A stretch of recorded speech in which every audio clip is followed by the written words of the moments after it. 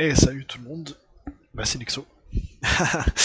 Là on se retrouve donc pour une nouvelle vidéo première de ce type là.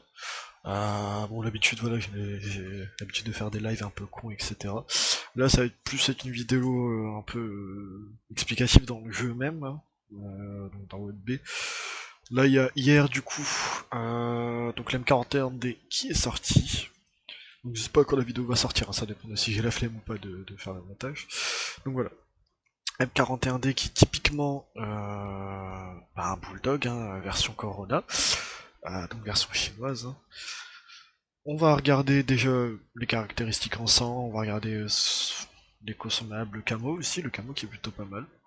Bah tiens, on va commencer par le camo. Donc il y avait une offre, il me semble, c'était soit 20, 21 euros pour avoir juste le char, et on avait 32 euros, donc on avait le char, on avait des jours de compte premium, on avait aussi du coup le camo, on avait d'autres amplis, des petites babioles comme ça, bref. Voilà, donc le camo qui est assez bien, on retrouve bien du coup le jade, hein, qui est là, le petit dragon, voilà. C'est assez beau, c'est assez beau, ça reste, c'est pas non plus un truc extravagant, hein, mais ça va, ça reste plutôt pas mal. Donc voilà. Donc comme on peut le voir, ça ressemble à un bulldog parce que c'est exactement la même chose que le bulldog, c'est-à-dire au niveau des modules, à part le canon qui diffère, et ça on va le voir un petit peu plus tard. Sinon les éléments sont les mêmes, même vitesse, même mobilité quasiment, hein, à peu de choses près bien sûr, vu que c'est pas forcément le même moteur, etc. Donc du coup le canon, quand on regarde voilà, le canon on a une meilleure peine quand même que celui du bulldog, là on est à 160 à la déjà double APCR, qui est plutôt pas mal. Donc 160 à la PCR normale, 160 à la PCR Gold, enfin 220 pardon à la PCR Gold, 38 à explosif, mais bon, ça encore ça va, c'est un bulldog quoi. On n'est pas sur le niveau d'un EKPZ. Après au niveau des dégâts, voilà, on a un alpha qui est quand même un peu plus élevé que les alphas qu'on a l'habitude de voir sur le bulldog, hein, 170, 145, 260. On a quand même 8 degrés de dépression, qui est plutôt pas mal, hein. Généralement, on est sur des légions, on est à quoi 6, 7, 8, là ça va, ça se démarque un peu du lot. Donc voilà. Bon voilà, hein, vous avez vu, j'ai quand même fait pas mal de games avec, hein. Là on doit être à... voilà, j'ai fait 26 games, bon voilà. C'est des stats qui sont assez corrects, hein. Bon après on s'en fout un petit peu des stats, mais c'est un char qui est plaisant à jouer et qui est pas mal à jouer. Du coup niveau consommable, on va partir directement. Au niveau des consommables, moi c'est ce que je mets d'habitude, hein, sur ce genre de char, donc un char avec un gros reload. Je mets l'adrénaline, le kit universel, le kit de réparation classique. En provision, là ça va faire débat, mais moi, je suis partisan des gros trucs. C'est-à-dire je vais dépenser 5000 pour avoir tout ça. Honnêtement, vitesse de franchissement, bon, c'est pas vraiment important, même si parfois ça peut sauver la vie quand on prend des positions sur certaines maps. Vitesse de rotation de caisse, déjà qu'elle est élevée. Vitesse de rotation de tourelle qui est aussi pas mal élevée. La dispersion bon, qui baisse un petit peu, voilà, le temps de visée qui baisse de 2 centièmes, enfin de 2 dixièmes plutôt. Temps de rechargement qui baisse aussi, voilà. C'est plutôt pas mal, c'est plutôt pas mal.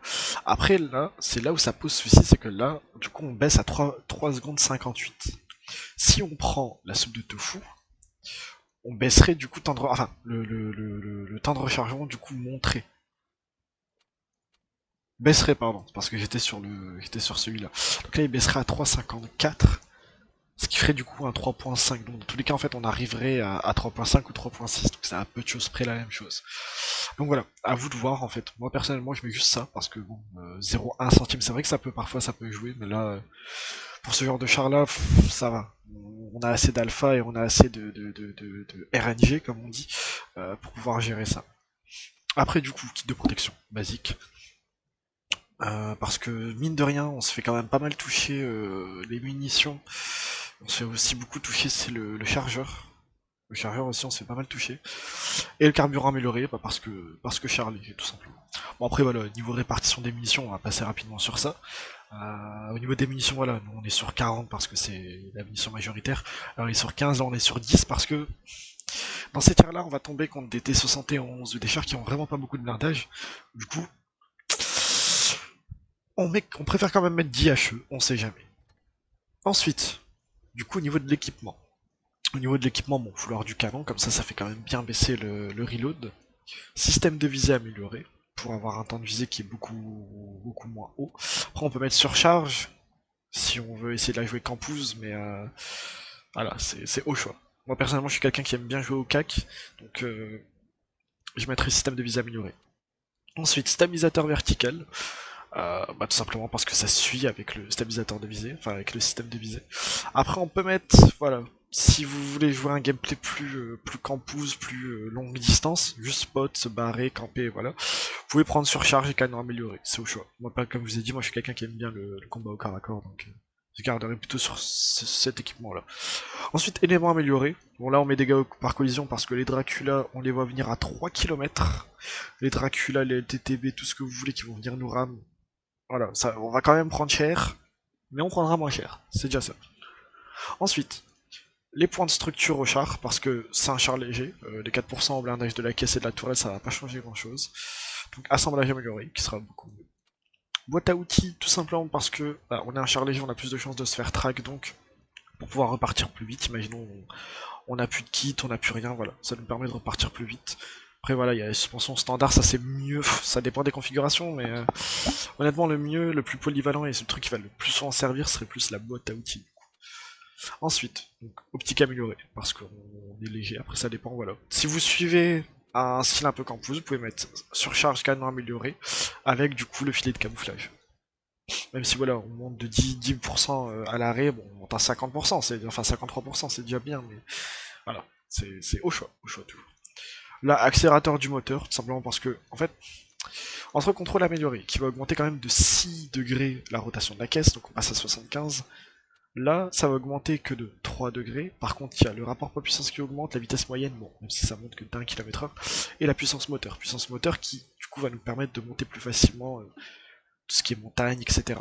Donc c'est au choix, au choix. Si vous préférez plutôt pouvoir bouger, ou ne serait-ce que circle, ou empêcher de se faire circle, hein, on sait jamais, c'est mieux de prendre contrôle amélioré. Après voilà, accélérateur du moteur, ça peut être aussi très très utile. Ensuite, système de livraison de consommables, bon. Moi je mets ça parce que c'est le reload et comment dire, c'est le reload et tout ce qui est consommable qu'on va avoir le plus besoin, donc tout ce qui est kit de réparation universel. Après on peut mettre consommable haut de gamme, ça va surtout être utile, là dans ce cas là avec les consommables que j'ai, ça va être utile pour le reload. 30% à la durée de l'adrénaline, en comptant que l'adrénaline elle dure quand même 15 secondes. 30% de 15 secondes, elle durerait quand même 20 secondes, en comptant qu'on a un reload de 3.6 et que ça passerait du coup, voyons voir. On a un reload de 3.6 et du coup ça augmente de 20% la vitesse du rechargement. Ouais, on passerait quasiment à 3 secondes. Hein. À 3 secondes pendant 20 secondes. Donc si on fait 20 divisé par 3, 20 divisé par 3, ouais, non, c'est ça. Ce serait à peu près sur 6-7 coups. On pourrait caler 6-7 coups en 20 secondes, ce qui serait franchement vraiment utile. Donc voilà, choisissez. Si vous préférez pouvoir claquer beaucoup pendant longtemps, vous prenez consommable haut de gamme. Si vous préférez pouvoir réparer vos consommables, enfin avoir vos consommables plus rapidement, système de livraison de consommables, tout simplement. Bon, maintenant qu'on a vu ça, on va faire une petite interlude tout simplement sur BeatStars pour voir ce qu'il en est, du char, hein, tout simplement, voir au niveau du blindage, même si bon, on va pas se le cacher, ça va aller quand même assez rapidement, parce que c'est pas vraiment un char très très intéressant au niveau de son blindage, parce qu'en soi, ça reste un bulldog quoi. Ça reste tout simplement un bulldog. Bon, du coup, on passe donc sur Google, tout simplement.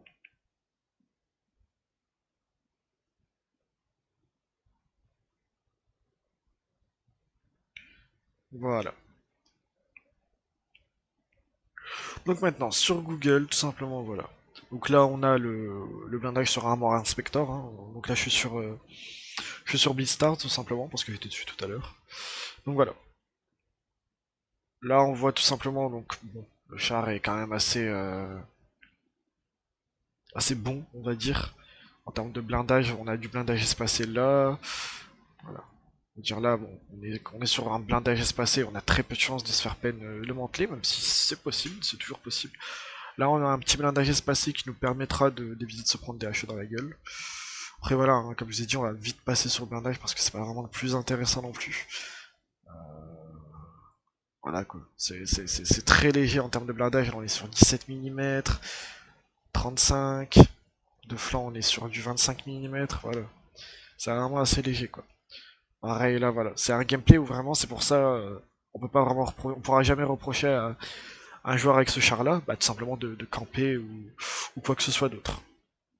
Du coup donc on repasse sur One B, là tout ce qu'on va faire tout simplement, donc on va relancer une game, hein, voir ce qu'il en est, voir comment ça se joue, comment jouer ce type de char tout simplement. Donc là en face on a un Pantera, un Lightweight, bon, après ce qui va être chiant ça va être surtout être Lisu, hein, toujours, et Smasher aussi. Donc on va bien voir.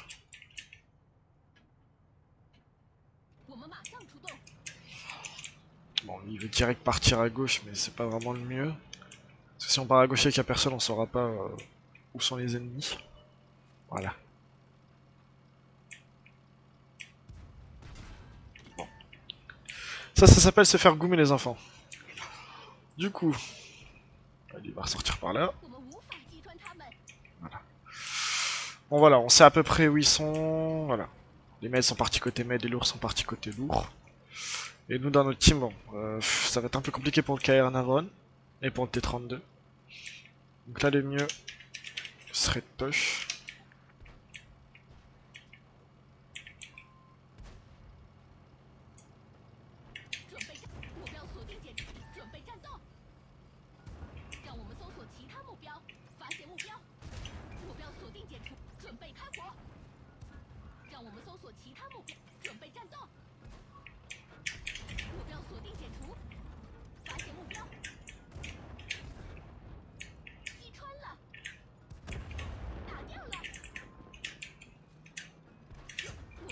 Ah, fait chier.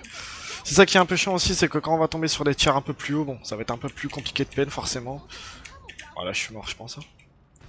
Oh, le petit Boons qui fait plaisir. Avec Lisu qui est là-bas, attention à ce qu'il va nous avoir. Non, c'est bon. C'était très chaud, mais ça va. On a eu de la chance, Lisu était un peu retard. Mais voilà. En fait, on voit que c'est un gameplay vraiment assez polyvalent. Hein. On peut vraiment prendre plusieurs positions.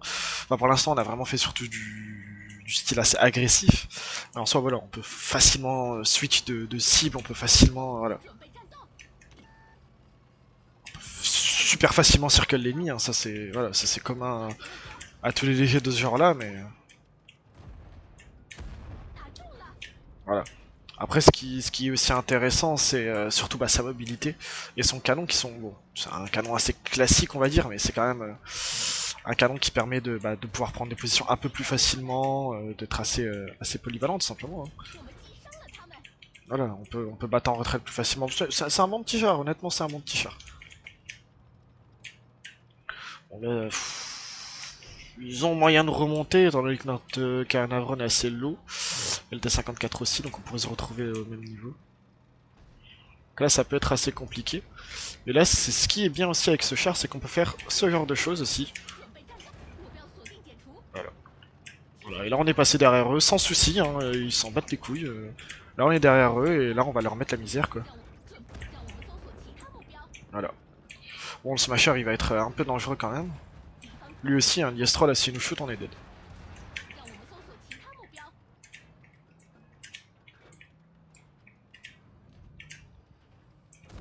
Voilà. C'est good, c'est good. On a des bons mates sur cette game là, donc c'est plutôt good honnêtement. Mais voilà, c'est un bon petit char franchement qui se laisse jouer. Un petit peu de maîtrise quand même à avoir, surtout au niveau des chars légers, pour éviter de se faire surprendre par le fait qu'on a 36 000 modules touchés ou quoi que ce soit. Mais voilà, honnêtement c'est un bon petit char et c'est... Aïe, oh, c'était sûr, hein. En même temps je me suis coincé moi-même on va dire. Mais non, franchement bon petit char, ça se laisse jouer, ça a une bonne mobilité, un bon canon. Ah, par contre, le T54. Ah non, Michel. Hein. Ah bah oui, Michel. Hein. Allez, les enfants, on va pas perdre comme ça, s'il vous plaît. Allez, allez, shoot-le. Voilà, c'est bien, Michel. T'auras un bon point. Voilà, c'est bien, Michel. Allez, on recommence. Bon, là, à part s'il fait deux amarraques foudroyants, ça va être compliqué. Il a boots. Mais voilà, C'est un bon gameplay, c'est un bon char. Franchement, y a vraiment rien à dire dessus, quoi. Vraiment rien à dire. Donc voilà. Petite classe 1, 2800 de dégâts. Même en étant low tier, on arrive quand même à passer quasi top dégâts, donc c'est plutôt pas mal, honnêtement. Bon, on va en refaire une dernière, et cette fois-ci, on va faire un gameplay un peu plus, comme je vous ai dit. D'ailleurs, on va accorder les équipements avec le gameplay qu'on va faire. Là, on va partir sur un gameplay un peu plus posé, donc un gameplay où vraiment on va les spot, oui. Mais par contre, on va vraiment rester de loin, voilà. Donc là, c'est pour ça qu'on va privilégier au but calibré, on va privilégier vraiment des trucs qui nous permettent d'être efficaces sur la distance. Donc là, oui, ça on garde, et ça on prend aussi. Voilà. Ah bah sur Yukon en plus, donc c'est plutôt pas mal. Yukon en fait c'est vraiment une map qui va nous permettre soit d'aller aggro et tout simplement d'aller sur les ennemis hein, directement, que ça soit au niveau de la Syrie, que ça soit...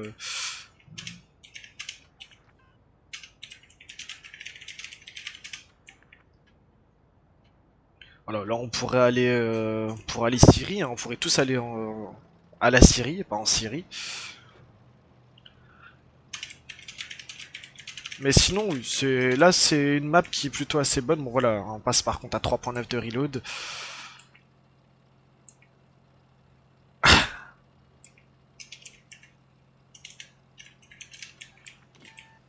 Voilà, je suis spot, donc ça veut dire qu'ils sont, ouais, ils sont dans les alentours. Voilà, c'est ce que je pensais. Voilà. Bon, maintenant qu'on a spot, vite fait, voilà. Là, on peut se barrer. On peut peut-être lâcher un petit shoot sur le Shiri. Non, on n'a pas le Shiri en visu. Voilà, là on voit qu'ils sont majoritairement, bon, de ce côté-là, ils sont mid un peu quand même à droite. Donc tout ce qu'on va faire, tout simplement, on va partir à gauche.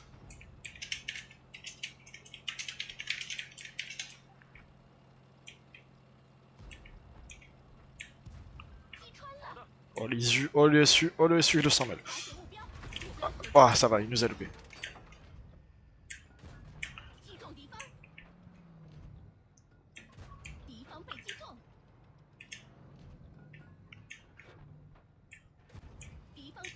Voilà, là on peut jouer un peu plus sécure, on peut jouer un peu plus de loin. C'est ça aussi le souci, c'est qu'avec ce char là, en fait, si on joue de loin, ben, on enlève quand même un char qui a un gros DPM de première ligne. Et ça peut poser souci, surtout bah, pour les alliés. Là par exemple, le T-34-1, le T-92, etc., ils sont un peu dans la merde. Donc voilà, ça dépend de la team en fait. Bah, après, on peut jamais savoir quel genre de team on a, mais la manière de jouer dépendra de la compo de la team en face, en fait, tout simplement.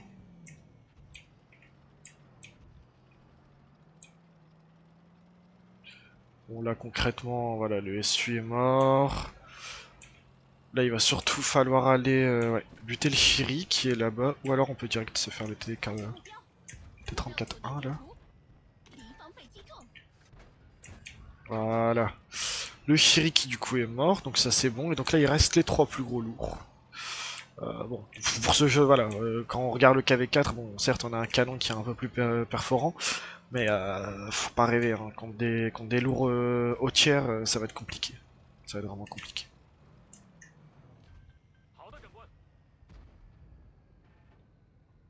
Allez, allez, allez. Voilà. Est-ce qu'il va reculer? Je pense pas qu'il reculera. Non, il va push au contraire. Bon voilà, on perd pas de temps, on va aider notre ami Tiger P. Bon, monsieur il est en très bonne position, alors on va se le cacher. Ah, lui c'est loupé. Voilà. On a aussi une très bonne gold, hein, honnêtement, on a une bonne gold qui permet de mettre pas mal de dégâts, je trouve. Voilà, on tape des petites esquives, hein, par-ci par-là. Bon là c'est assez compliqué, voilà. Là c'est assez compliqué, il faudrait que le Tiger P push assez fort. Là va falloir que je reste avec le Tiger P, parce que sinon bah, on va se faire goumer, hein, tout simplement.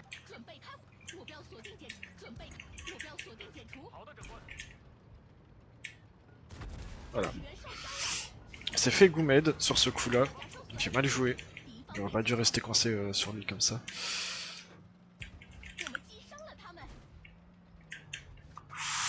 Ouais, on va éviter de refaire le con. Hein.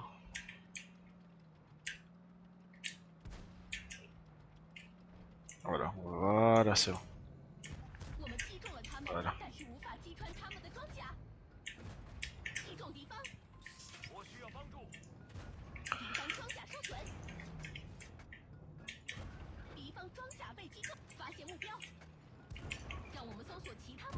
Voilà, bon, c'est good.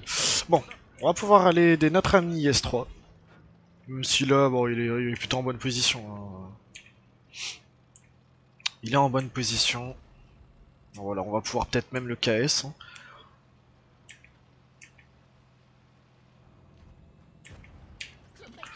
Voilà.